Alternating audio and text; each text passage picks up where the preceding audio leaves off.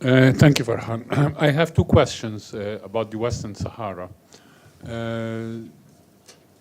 Secretary General Special Envoy to the Sahara, Mr. Stefan de Mistura, gave a briefing in a consultation a couple of days ago, which he submitted an old proposal. I don't know what's the reason behind it, that for the partition of the Sahara among the conflicting parties.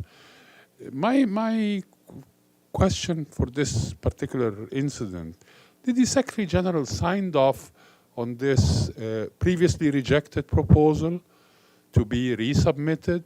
This is number one. And my second question is,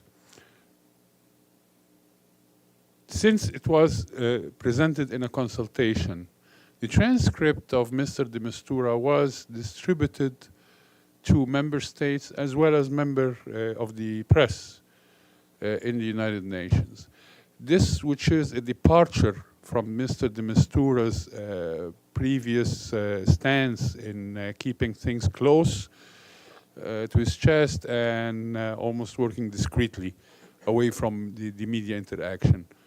What's the reasons for that, and does this mean that Mr. de Mistura is now open to come to the briefing room and sit and take questions from the member of the press at the UN or not? Thank you. Well, regarding your first question, I wouldn't characterize anything as a submission of a proposal. What I would say is that the personal envoy, Mr. de Mistura, was essentially briefing the Security Council on his work on the Western Sahara file, and he looks forward to engaging with all concerned on advancing the process constructively in the period ahead of the next closed consultations, which are expected to take place next April in 2025, and to report on any progress. So the question is to see what the members of council and the parties themselves want to embrace as a way forward for Western Sahara. And regarding your second question, I don't really have any comment on how documents spread to members of the council or so forth. I mean, the nature of the UN is sometimes documents get to people. Please, Yes. a follow-up. Yeah.